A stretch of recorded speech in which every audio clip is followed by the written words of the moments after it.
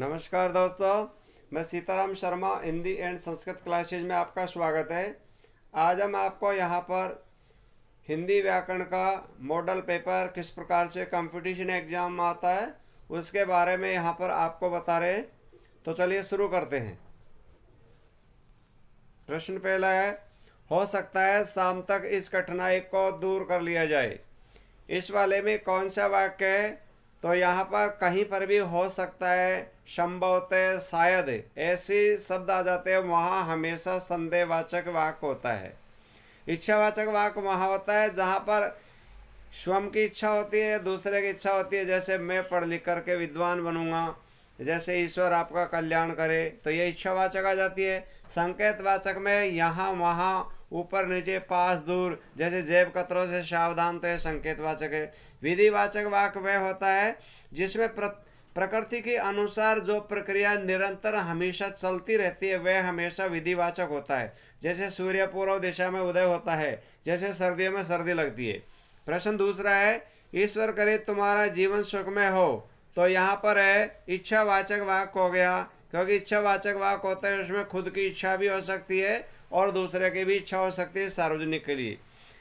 तीसरा वाला है, मुझे पुस्तक चाहिए थी, इस पर गाइड से भी काम चल जाएगा।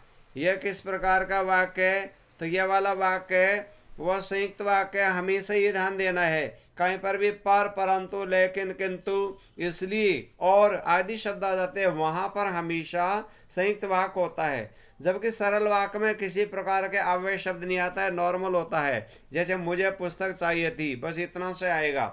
मिश्रित वाक्य में हमेशा इन शब्दों के अलावा, जैसे जो, तो, ज्यों ही त्यों ही, यद्यपि, तद्यपि, जहाँ भी, ऐसे इस प्रकार के शब्द जहाँ पर भी होते हैं वहाँ पर हमेशा मिश्र वाक्य होता है। चौथा है, नाम धातु नहीं बनती है। तो नाम धातु जो भी क्रिया होती है वो हमेशा क्रिया से नहीं बनती है, संज्ञा से भी बनता है। जैसे मान लीजिए संज्ञा आ जाता है लड़का, तो लड़कपन बन गया। जैसे सर्वनाम मैं, तो मुझसे बन गया। विशेषण भी बन जाता है, जैसे चमक से चमकाना। लेकिन नाम धातु क्रिया होती है वो क्रिया से कभी भी नहीं बनती है, तो यहाँ पर होगा क्रिया से। पांचवा प्रश्न है, किसी पूर्ण क्रिया के पहले आने वाली अन्य क्रिया को क्या कहते हैं? तो आने वाली क्रिया को कहते हैं पूर्णकालिक क्रिया। पूर्णकालिक क्रिया वहाँ होती है जो क्रिया पहले ही समापन हो चुकी हो, वह हमेशा पूर्णकालिक क्रिया होती है। क्योंकि किसी पूर्ण क्रिया के पहले आने वाली, जैसे वाली है बालक सोकर उठा, पूर्णकालिक जो क्रिया होती है उसमें अधिकतर कार्य करके या हुआ, हुई आदि शब्दों का इस्तेमाल किया जाता है। छठा है, निम्नलिखित वाक्यों में से किस वाक्य में क्रिया अकर्मक नहीं है? इसका मतलब सकर्मक पूछा गया है। तो यहाँ पर हो जाए, जैसे जंगल में हिरण दौड़ रहे हैं, तो ये वाली है वो अकर्मक है, जबकि अपन को बतानी है सकर्मक क्रिया। तो यह यानी अकर्मक क्रिया नहीं है, यह अकर्मक क्रिया है। दूसरा है, छोटे बच्चे बात बात पर रोते रहते, यह भी अकर्मक क्रिया है। सी में है, सुनीता ने अपने पिताजी से फोन करवाया। तो यहाँ पर सुनीता ने अपने पिताजी से क्या करवाया? फोन करवाया। यह सकर्मक क्रिया है, अकर्मक क्रिया नहीं। आलसी बच्चे देर तक सोते हैं, तो यह भी पता नहीं चल रहा। अकर्मक और सकर्मक का ये ध्यान देंगे। किसी भी वाक्य में प्रश्न उत्तर शब्द लगा कर देख लो, अगर उत्तर उसी में मौजूद होता है वह हमेशा सकर्मक क्रिया होती है, और उत्तर नहीं बनता है तो वह अकर्मक क्रिया होती है। जैसे आ जाता है, मान लीजिए कि सुनीता ने अपने पिताजी से क्या करवाया? भाई फोन करवाया। लेकिन जंगल में हिरण दौड़ रहे हैं, क्योंकि हिरण शब्द है वो तो अकर्मक क्रिया है। सातवां है, इनमें से हंस पद का चिन्ह कौन सा होता है? तो हंस पद होता है वो डी है, ध्यान दीजिए। हमेशा हंस पद का मतलब होता है किसी भी वाक्य में लिखते समय कोई शब्द छूट जाता है, उस शब्द की छूटे हुए की पूर्ति करने के लिए हमेशा हंस पद का प्रयोग किया जाता है। आठवां है, इनमें से उद्धरण का चिन्ह कौन सा है? तो इसमें उद्धरण का चिन्ह होता है सी। उद्धरण को अवतरण भी कहते हैं, पदावतरण भी कहते हैं। यह डायरेक्ट इनडायरेक्ट में इसका प्रयोग किया जाता है, और इसको देश शब्द में 66-99 भी कहते हैं। नवा है, इनमें से संबोधन का चिन्ह कौन सा है? तो संबोधन का चिन्ह होता है वो यह है, कहीं पर भी विस्मय बोधक होता है, अरे, ओ, वाह, अजी आदि शब्द आ जाते हैं, वहां पर इस प्रकार का चिन्ह का प्रयोग किया जाता है। 10वां है पेपर पास सरिसमंडोला। यहाँ पर कौन सा अलंकार है? यहाँ पर उपमा अलंकार है। उपमा अलंकार का प्रयोग वहां पर किया जाता है कहीं पर भी सा से सी या सम या सरिस शब्द आ जाते हैं, वहां हमेशा उपमा अलंकार होता है। 11वां है तेरी बरछी के बर छीने खलन के। इसमें कौन सा अलंकार है? तो यहाँ पर यमक अलंकार है। यमक अलंकार का प्रयोग वहां पर किया जाता है जहां पर एक ही शब्द एक से अधिक बार आता हो किंतु प्रत्येक स्थान पर अलग अलग अर्थ होता हो, वहां पर हमेशा यमक अलंकार होता है। यहाँ पर बर शब्द आ गया और आगे भी बर शब्द आ गया, तो इसलिए यहाँ पर समान शब्द आ गया, अलग अलग अर्थ हो जाते हैं। अतिशयोक्ति अलंकार वहाँ होता है जहाँ पर किसी की बढ़ा चढ़ा करके तुलना की जाती है, वहाँ पर हमेशा अतिशयोक्ति अलंकार होता है। जैसे हनुमान की पूंछ में लगन पाई आग, लंका सारी जल गई, गए निशाचर भाग। तो यहाँ पर विभावना अलंकार वहाँ पर होती है जहाँ पर यानी कोई काम को बिना कितना भी निरंतर करता रहता है लेकिन उसकी सफलता उसको बिना करे मिल जाती है। जैसे बिन पग चले सुने बिन काना, कर विधि करे विधि नाना। श्लीष अलंकार वहाँ होता है जहाँ पर एक ही शब्द की एक से अधिक अर्थ निकलते हैं, वहाँ पर श्लीष अलंकार होता है। इसलिए यहाँ पर 11वां का उत्तर होगा सी। 12वां है सूर सूर तुलसी शशि उडगन की शविदासी, अब के कवि ख गोत समय जेते कर प्रकाश। यहाँ पर कौन सा अलंकार होता है? तो यहाँ पर इसमें है अन्योक्ति अलंकार होता है। अन्योक्ति अलंकार वहाँ होता है किसी पंक्ति को दूसरे पर ढालकर कही जाती है, वह हमेशा अन्योक्ति अलंकार होता है। जैसे मान लीजिए इससे समान दूसरा उदाहरण है, नहीं पराग नहीं मधुर मधु, नहीं विकास ही काल, अली कली क्यों विदेव आगे कौन हवाल। ऐसे इस प्रकार का आ जाता है, वहां पर हमेशा अन्योक्ति अलंकार होता है। प्रश्न 13वां है विस्मय स्थायी भाव किस रस में होता है? तो विस्मय स्थायी भाव हमेशा अद्भुत रस में होता है। 14वां प्रश्न है बिहारी मुख्यतः किस रस के कवि थे? तो बिहारी दास जी हमेशा श्रृंगार रस के कवि थे और श्रृंगार रस को रसों का रसराज कहा जाता है। इसलिए क्वेश्चन कैसे भी पूछा जा सकता है, भाई श्रृंगार रस रसों का राजा है, यानी रसों का राजा किस रस को बोला जाता है? तो श्रृंगार रस को। प्रश्न 15वां है आचार्य ने सर्वश्रेष्ठ रस किसे माना है? तो आचार्य ने सर्वश्रेष्ठ रस श्रृंगार रस को माना गया है। श्रृंगार रस का स्थायी भाव रति होता है, रति का अर्थ होता है स्त्री। प्रश्न 16वां है जहाँ धरती आकाश मिलते दिखाई पड़ते हैं उसके लिए एक शब्द क्या होता है? तो उसके लिए एक शब्द होता है क्षितिज। यानी यहाँ पर धरती और आकाश मिलते दिखाई देते हैं, उसे कहते हैं क्षितिज। प्रश्न 17वां है मरने की इच्छा वाक्यांश हेतु उपयुक्त शब्द कौन सा है? जो मरने की इच्छा करता है उसे कहते हैं मुमूर्षा।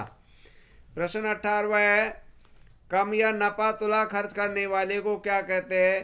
तो इसी कहते हैं मितव्ययी। जो बिल्कुल समझदारी से ही और नाप तोल करके खर्च करता है, समझदारी से ही होता है, वही नपा तुला खर्च करता है, उसको कहते हैं मितव्ययी।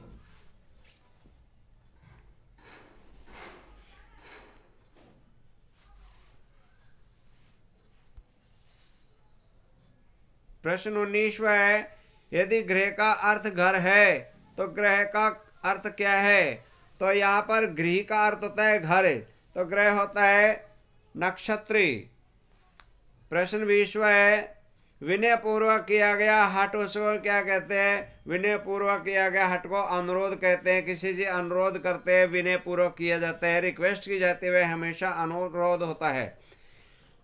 प्रश्न 21वां है आकार डैश आकार का क्रमशः अर्थ है, यानी ये युग्म शब्द है, तो इसका उत्तर हो जाएगा आकार का अर्थ होता है नय करने योग्य और आकार का अर्थ होता है खान। प्रश्न 22वां है किस क्रम में तद्भव शब्द है? तो तद्भव शब्द होते हैं हिंदी भाषा के शुद्ध शब्दों को तद्भव कहते हैं, जबकि संस्कृत भाषा के शुद्ध शब्दों को तत्सम कहते हैं। तो यहाँ पर अक्षर है वो तत्सम है, अनार्य तत्सम है, अंगुष्ठ तत्सम है और उपटन है वो है तद्भव, क्योंकि हिंदी भाषा का शब्द होता है। प्रश्न 23वां है किस क्रम में तत्सम शब्द है? तो संस्कृत भाषा के जो शब्द होते हैं वो तत्सम होते हैं। तो आमलक है तो ये हो गया, और कतरन है वो हिंदी का है, ऊंट है वो हिंदी का है, एक है वो हिंदी का है, तो हो गया आमलक हो गया।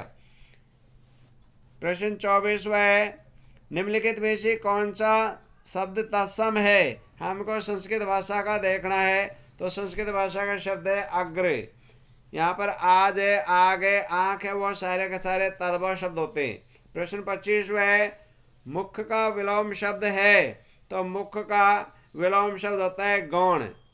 विमुख का होता है सम्मुख, प्रतिमुख का सामान्य का होता है विशेष, तो इसमें यानी मुख का हो जाता है गौण। प्रश्न 26 है, नीरस का विलोम शब्द है, तो नीरस का विलोम शब्द होता है सरस। प्रश्न 27 है, कौन सा शब्द आलोक का विलोम शब्द है? आलोक का अर्थ होता है उजाला, तो यहाँ पर तम का अर्थ होगा अंधेरा, तो अपन को इसका विलोम देखना था, तो आलोक मानी होता है उजाला और तम का अर्थ होता है अंधेरा। प्रश्न 28 है, मुंह में राम बगल में छुरी का प्रयोग होता है, इसमें यानी लोकोक्ति मुहावरे में से हमको देखना है, तो यहाँ पर हो जाएगा कपटी के लिए, यानी मुंह में राम बगल में छुरी, जो विश्वासघाती होता है वो हमेशा कपटी के लिए होता है। प्रश्न 29 है, एक ही लकड़ी से हाँकना मुहावरे का अर्थ होता है, तो इसका मुहावरे का जानबूझकर दुख देना ये बिल्कुल गलत है, सबसे एक जैसा व्यवहार करना ये बिल्कुल शुद्ध है, क्योंकि सबको एक ही लकड़ी से हाँकना यानी सबके साथ एक जैसा व्यवहार करना। प्रश्न 30 है, गंगा गई गंगादास, जमुना गई जमुनादास कहावत का अर्थ है, यानी मुँह की बातें करना, तो यहाँ पर होगा यानी हमेशा गंगा गए गंगादास, जमुना गई जमुनादास, तो यहाँ पर कहावत का अर्थ होता है कि अवसरवादी होता है, वो उसको कहते हैं अवसरवादी। प्रश्न 31 है, कौन सा वाक्य शुद्ध है? तो यहाँ पर शुद्ध होगा तुष्टिकरण। ये कंपटीशन एग्जाम में अनेक बार आता रहता है, बड़ी ई की मात्रा और छोटी तू की मात्रा का प्रयोग किया जाता है, बहुत आपको ध्यान देना है। प्रश्न 32 है, कौन सी वर्तनी शुद्ध है? तो यहाँ पर है प्रज्वलित, ये शब्द बहुत आता रहता है, ध्यान देना। उज्ज्वल में हमेशा दोनों जे आधे होते हैं, लेकिन प्रज्वलित में हमेशा आधा जे एक ही होता है, तो ये आपको दो शब्दों को बहुत अधिक ध्यान देना है, कंपटीशन एग्जाम में बहुत अधिक आते रहते हैं। प्रश्न 33 है, कौन सा शब्द शुद्ध है? तो यहाँ पर शुद्ध है वो है प्रणाम, क्योंकि हलंत नहीं आता है, इसलिए यहाँ पर प्रणाम शब्द है वो बिल्कुल शुद्ध है। प्रश्न 34 है, पीयूष का पर्यायवाची शब्द कौन सा है? तो पीयूष का पर्यायवाची शब्द होता है अमृत। कमल नहीं होता, सरस्वती नहीं होता, कोयल नहीं होता, पीयूष कहते हैं अमृत को। प्रश्न 35 है, कौन सा शब्द फूल का समानार्थी नहीं है? तो अपन को समानार्थी नहीं देखना है, तो सुमन का अर्थ फूल होता है, पुष्प का अर्थ फूल होता है, लेकिन मयंक का अर्थ फूल नहीं होता। मयंक का अर्थ होता है चंद्रमा, कुसुम का अर्थ फूल होता है। प्रश्न 36 है, नैसर्गिक शब्द का पर्यायवाची नहीं है, तो इसका स्वाभाविक है, प्राकृतिक है, लेकिन लावटी शब्द वो नहीं है, और कुदरती ये बिल्कुल सही है। नैसर्गिक कहते हैं यानी प्रकृति के जो द्वारा जो बनाया गया है, स्वाभाविक रूप से बनाया गया, भी कुदरत ने बनाया गया है, वो इसके पर्यायवाची लावटी नहीं है। प्रश्न 37 है, किस क्रम में गुणवाचक विशेषण का उदाहरण है? तो यहाँ पर गुणवाचन का विशेषण, बच्चों की त्वचा मुलायम होती है, तो यहाँ पर मुलायम शब्द है वो विशेषण हो गया गुणवाचक। लेकिन उसने 5 मीटर कपड़ा खरीदा, ये परिमाणवाचक होगा, निश्चित परिमाण। उसके पास 4 पुस्तक है, ये संख्यावाचक विशेषण होगा। उस वृक्ष को मत काटो, यहाँ पर विशेषण नहीं है, तो इसलिए यहाँ पर गुणवाचक में है ए, बच्चों की त्वचा मुलायम होती है, तो मुलायम शब्द है वो है गुणवाचक शब्द। ध्यान देना, गुणवाचक शब्द हमेशा मूल शब्द होता है, वो हमेशा गुणवाचक होता है। प्रश्न 38 है, राम बाजार से 4 किलो आटा लाया में कौन सा विशेषण है? तो यहाँ पर विशेषण होगा निश्चित परिमाण है। क्यों कि 4 किलो कितने हैं भाई? 4 किलो, तो ये निश्चित परिमाण हो गया। अगर मान लीजिए दे देता राम बाजार से थोड़ा आटा लाया, तो भी परिमाण है, क्योंकि इसमें माप नहीं होता है, तो निश्चित परिमाण वाला हो गया है। प्रश्न 39 है, गर्म दूध पीना लाभदायक होता है में कौन सा विशेषण है? तो यहाँ पर होगा संख्यावाचक विशेषण नहीं, गुणवाचक होगा, क्योंकि गर्म जो शब्द है वो हमेशा गुणवाचक विशेषण होगा, क्योंकि अभी अभी इससे पहले वाला क्वेश्चन था गुणवाचक विशेषण में हमेशा मूल शब्द होता है, तो गर्म मूल शब्द है। प्रश्न 40 है, तुम्हें धोखा नहीं देना चाहिए था, वाक्य में धोखा संज्ञा है, तो यहाँ पर धोखा है वो हो गया भाववाचक संज्ञा। प्रश्न 41 है, अपादान कारक में कौन सी विभक्ति होती है? अपादान कारक में हमेशा पंचमी विभक्ति का प्रयोग किया जाता है। जो अलग होता है वो हमेशा पंचमी विभक्ति होती है, और अपादान कारक होता है सी का प्रयोग किया जाता है परसर्ग यानी अलग के रूप में। प्रश्न 42 है, अधिकरण कारक में विभक्ति कौन सी होती है? अधिकरण कारक में विभक्ति हमेशा सप्तमी विभक्ति होती है, और में पे पर कारक के परसर्ग होते हैं, कारक के चिन्हों को परसर्ग कहते हैं। प्रश्न 43 है, पाप पुण्य में सही समास हो जाएगा, तो पाप पुण्य में द्वंद्व समास होते हैं, क्योंकि एक दूसरे के विलोम होते हैं, बीच में योजक चिन्ह का प्रयोग किया जाता है। ये योजक चिन्ह का डैश बोलते हैं जिसको, तो यहाँ पर पाप और पुण्य दोनों अलग अलग हो गए तो और शब्द का प्रयोग किया जाता है। कर्मधारय समास होता है, वहाँ पर विशेषण विशेष होता है, कोई गुण होते हैं, जबकि तत्पुरुष समास में कारक के चिन्हों का प्रयोग किया जाता है। बहुब्रीहि समास होता है, वहाँ पर पूरे संसार में एक का प्रयोग किया जाता है, तीसरा पद प्रधान होता है। प्रश्न 44 में पर्णकुटी शब्द का समास है, तो यहाँ पर होगा पत्तों के द्वारा बनी गई कुटी, तो तत्पुरुष समास है। अब तत्पुरुष समास भी कौन सा है भाई? के द्वारा आ गया, तो यानी करण कारक होगा सहयोग के रूप में। द्वंद्व समास में दोनों पद प्रधान होता है। कर्मधारय समास होता है, उसमें विशेषण विशेष रूप में उपमा का प्रयोग किया जाता है। प्रश्न 45 है, निम्नलिखित में द्वंद्व समास का शब्द है, तो यहाँ पर द्वंद्व समास का प्रयोग किया जाता है, दोनों पदों के मध्य में और शब्द आ जाता है विग्रह करने पर, और दोनों एक दूसरे के प्रतिद्वंदी होते हैं, एक दूसरे के विलोम भी हो सकते हैं। तो देखो, जैसे आज कल, आज और कल ये एक दूसरे के विलोम शब्द हो गए। रातों रात ये अव्ययभाव समास है, दिन दिन ये भी अव्ययभाव समास है। वीर पुरुष है वो यहाँ पर कर्मधारय समास है, गुण बता दिया गया, वे पुरुष कैसा है? वीर है, इसलिए यहाँ पर द्वंद्व समास शब्द का है आजकल। प्रश्न 46 है, महेंद्र में कौन सी संधि है? तो महेंद्र शब्द में है वो गुण संधि है। हमेशा कहीं पर भी ए और ओ की मात्रा आ जाती है, वहां पर हमेशा गुण संधि होती है। यण संधि का प्रयोग हमेशा आधे अक्षर जहां पर भी होते हैं वहां होती है। दीर्घ संधि होती है, आ की मात्रा बड़ी की मात्रा बड़ा ओ की मात्रा आती है, वहां हमेशा दीर्घ संधि होती है। वृद्धि संधि होती है, वहां पर डबल मात्रा शब्द के ऊपर आ जाती है। जैसे आ जाता है महेश्वर्य, जैसे आ गया महोषधि, यानी आई और औ की ध्वनि आती है, जबकि गुण संधि में ए ओ और अर की आती है, इसलिए इसका हो जाएगा गुण संधि है। प्रश्न 47 है, महोषधम शब्द का संधि विच्छेद हो जाएगा, तो महा प्लस औषधम हो जाएगा। और अगर नामकरण भी पूछ लिया जाता है तो इसमें वृद्धि संधि है, क्योंकि यहाँ पर औ की मात्रा डबल आ गई, तो जहाँ पर आई और औ की मात्रा आती है वहाँ पर हमेशा वृद्धि संधि होती है। प्रश्न 48 है, एक एक में कौन सी संधि है? तो एक एक शब्द है उसमें होगी वृद्धि संधि होगी, क्योंकि डबल मात्रा आ गई है। निम्नलिखित में से किस शब्द में उपसर्ग नहीं लगा? तो यहाँ पर आदि शासी में आदि उपसर्ग है, शासी मूल शब्द है, लेकिन प्रशंसा है उसमें यानी यहाँ पर प्र उपसर्ग नहीं है, क्योंकि संशय का कोई अर्थ नहीं होता। जबकि विनाश में भी उपसर्ग आ गया और प्रत्याशा में प्रति प्लस आशा प्रति उपसर्ग आ गया, तो यहाँ पर इसमें पूछा गया कि उपसर्ग नहीं लगा, तो इसमें प्रशंसा में उपसर्ग का प्रयोग नहीं किया गया। प्रश्न 50 है, क्रय शब्द में कौन सा उपसर्ग लगाने से उसका अर्थ विपरीत हो जाता है? तो क्रय का विलोम क्या होगा? विक्रय, तो इसमें भी उपसर्ग का प्रयोग कर दिया जाएगा। प्रश्न 51 है, अचल शब्द में उपसर्ग का चयन कीजिए। तो अचल शब्द में ए हटा देंगे तो चल, और अचल तो यानी ए उपसर्ग का प्रयोग किया गया है। प्रश्न 52 है, बारिश होगी तो हम भी पिकनिक पर चलेंगे, इस वाक्य में कौन सी वृत्ति का प्रयोग किया गया है? तो यहाँ पर संकेतार्थ वृत्ति का प्रयोग किया, क्योंकि संकेत मिल रहा है बारिश होगी तो हम भी पिकनिक चलेंगे। संभावना प्रयोग होता है, शायद, संभवतः, हो सकता है। निश्चयार्थ होता है भाई निश्चित होगा, जैसे बच्चा हिंदी पढ़ रहा है भाई निश्चित है। आशा वृत्ति में हो सकता है कि भाई कोई उम्मीद रखी जाती है वहां पर ऐसे, तो यहाँ पर संकेत मिल गया। प्रश्न 53वां है, बच्चे खेल रहे थे। इस वाक्य में कौन सा पक्ष है? तो यहाँ पर हो जाएगा सातत्यबोधक पक्ष हो गया।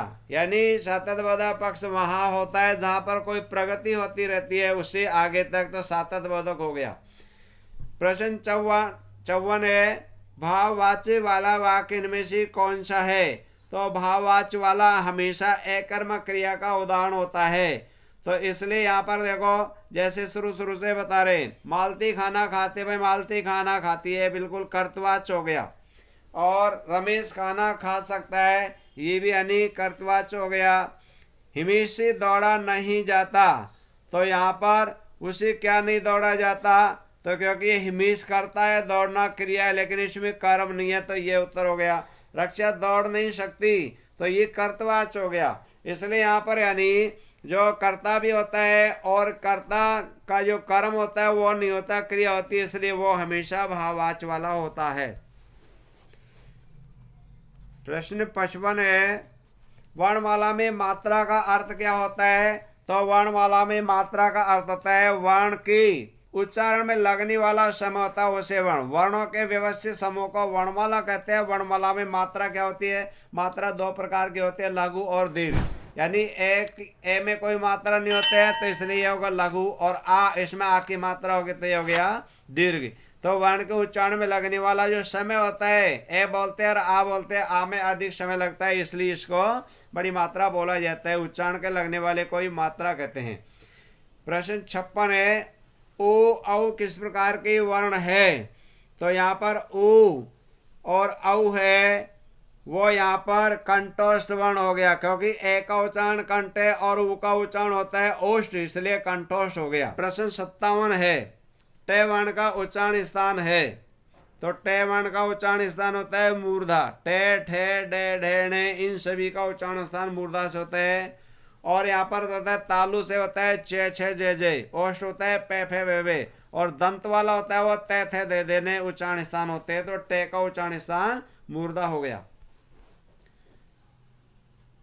प्रश्न 58 है, भाषाई आधार पर सर्वप्रथम किस राज्य का गठन हुआ था?